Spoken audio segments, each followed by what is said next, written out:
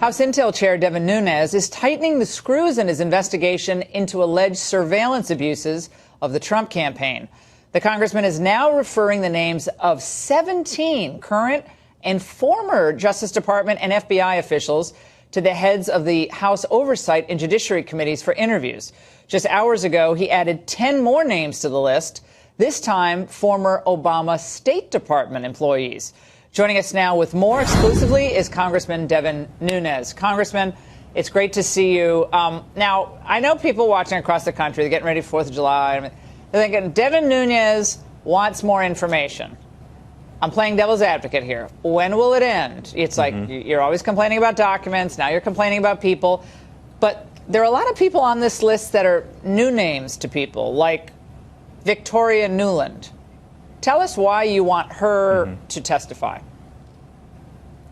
Well, first of all, I want to make sure the American people know that this is just this one more step in the process. I think we've been very transparent about how we've conducted this process. We went on to FISA abuse and other matters. I've said for a long time that we're looking at the State Department. When we began looking at the State Department, you had Victoria Nuland and a few other people who decided to go out and talk about things publicly, which actually helped our investigation out quite a bit. The reason why is because we still don't understand how this investigation was actually opened. But we know that many people in the Obama-era State Department were involved in the opening of that investigation. So it all comes down to how did the information make it from supposedly an Australian High Commissioner or ambassador to the FBI. So we know that that didn't come through what I would call Five Eyes intelligence. It wasn't real intelligence product. It somehow short-circuited that process. We also know that many people in the State Department were meeting with Christopher Steele. Christopher Steele is the person who was hired by the Democrats to dig up dirt on President Trump. So this is why this investigation is taking a while. But the good thing is that I believe that Chairman Gowdy and Goodlatte, their task force, will interview these people, and they will interview them in public. So it will be the first time during this entire investigation that the American people get to see actual questions get answered to these potential witnesses. Again, State Department. Now, why would the State Department be involved with the Christopher Steele dossier issue? Again, phony dossier. Christopher Steele, MI6, worked as an agent, supposedly has all these Russian sources. And why would this woman, Elizabeth Dibble, be on your list, who was, I think, was she the director, the deputy chief of the mission in London for the State Department? That seems like someone you might be looking at for one of the, people put into the Trump campaign, allegedly, as a informant, correct? Well, I wouldn't go there, but two parallel tracks here, and you kind of touched on both of them. So one, we have the London episode.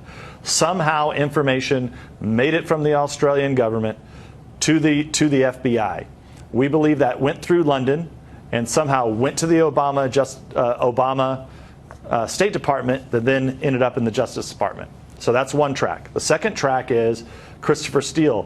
What on earth was Christopher Steele doing meeting with State Department officials, and why was the Steele dossier that supposedly the FBI was trying to get their hands on, why was it also going through the State Department? So a lot of people had their hands on the Steele dossier, including many people in the media who knew about the Steele dossier.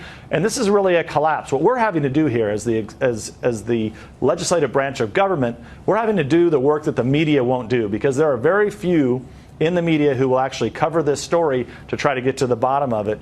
And that's part of what's taking so long. Typically, you would have a free and fair and transparent media trying to get to the truth. But in this case, we haven't had that. So Jonathan, is it Weiner, was on your list?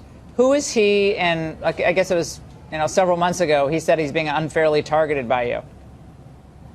Yeah. Yeah, that was quite interesting that he thought that we were targeting him because at the time we weren't sure exactly what he knew or didn't know. But thankfully, he was very clear in the statements that he made that he was one of the people that was looking at the Steele information and was conveying that information in some form or fashion to the FBI. So look, we want to interview these folks. These folks work for the American taxpayer. But how do you compel that, Congressman? They were paid by the American taxpayer. I'm sorry, you can subpoena them? They're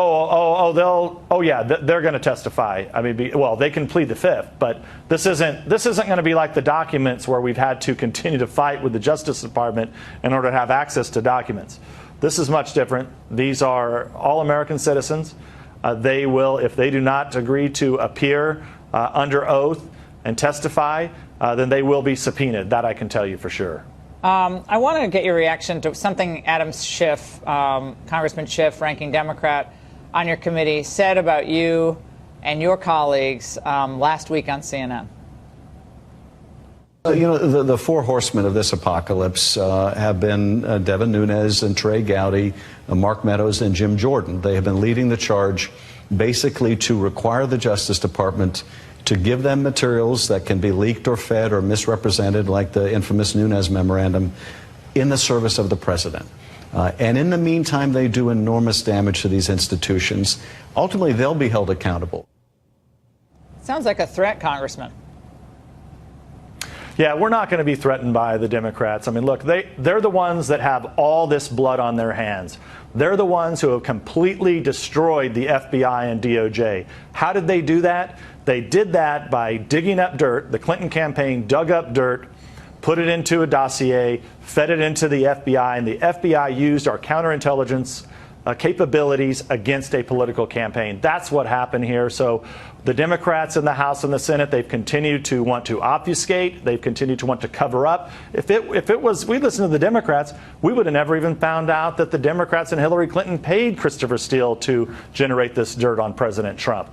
So I tend to ignore everything that they say. We continue to do our work day in and day out to get to the truth. And gradually we're getting to the truth. And I believe as these hearings take place and testimony is given to the Congress, I think it will be a much needed sunlight in this investigation. I think the American people will begin to see who's telling the truth and who's not telling the truth. Well, Congressman, I think we all want an open session. I mean, a lot of people are getting tired of this closed session deal where the American people are kept in the dark and then people come out and somehow mysteriously we hear kind of little bits and pieces about what happens or the flavor of what happened behind closed doors. Would someone like a Victoria Nuland, other Obama State Department people, and maybe even that Joseph Pietka, who interviewed Michael Flynn, he could, sources tell me, he could be a potential whistleblower to tell what he actually understood in that interview, namely, reportedly, that Michael Flynn did not lie. I agree with you 100%. Yeah, I agree with you 100%, and that's partly why I am sending these names over to the Judiciary and Oversight Committee because they already have a task force. The task force has been convened. They should be able to do all of these hearings in the public, full transparency, so that people can watch on live television. That is my recommendation to the committee chairman. I believe they will follow that recommendation, and they may have other names. So far, we've sent them the 17 plus the 10. It's 27 names we've sent them. We will be sending them more names here later this week. All right, Congressman, thank you so much for joining us tonight. We really appreciate it.